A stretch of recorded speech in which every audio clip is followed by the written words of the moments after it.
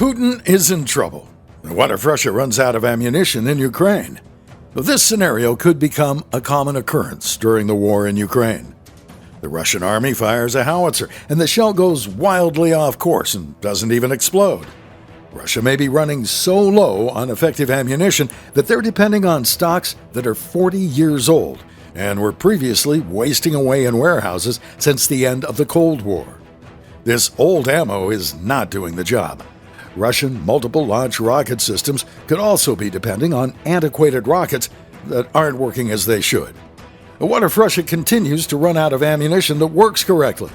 A major depletion of shells and rockets could happen as early as January.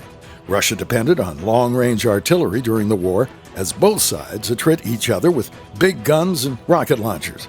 Russia may not have the industrial base, workers, and expertise to deliver the needed amount of howitzer rounds and rockets.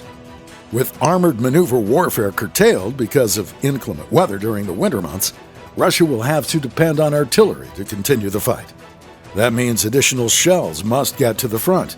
It hasn't helped that Ukraine has frequently hit Russian ammunition dumps with HIMARS rockets, and Ukraine's artillery pieces have degraded Russia's supply of shells and rockets. U.S. intelligence officials are warning that Russia is getting dangerously low on this type of ammunition. Director of National Intelligence Avril Haines said recently at the Reagan National Defense Forum in California that Russia is going through shells at a really pretty extraordinary rate. They may not have the wherewithal to keep up.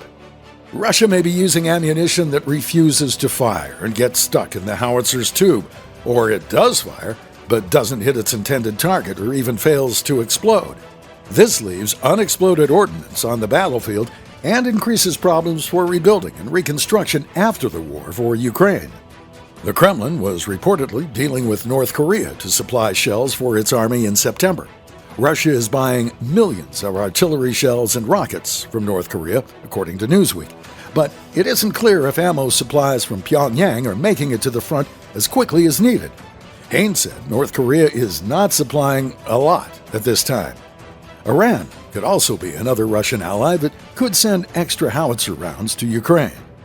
Belarus could also be a source for 152mm and 122mm cannon rounds. But the Kremlin may be at just the beginnings of a deal with Minsk, and it could take into February or March before Belarus could supply the ammunition. Russia will also have to ramp up production of its domestic ammunition factories. Hiring more employees to staff the facilities may be difficult, as so many civilians have been mobilized to serve in the war. They would need to run 3 shifts 24/7 to keep up with demand. Much of the recent fighting has consolidated around Donetsk, and Russia will need artillery and rocket fire to continue through the winter. Moscow will have to ensure it has effective shells and rockets to prosecute counteroffensives in the spring as fighting heats up again. Russia does not maneuver its forces without artillery fire, so its ammunition stocks will be watched closely by American and allied military and civilian intelligence agencies.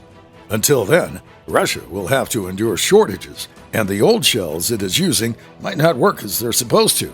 This will only help Ukrainian forces from succumbing to Russian fire, and that may make the winter more survivable for the defenders.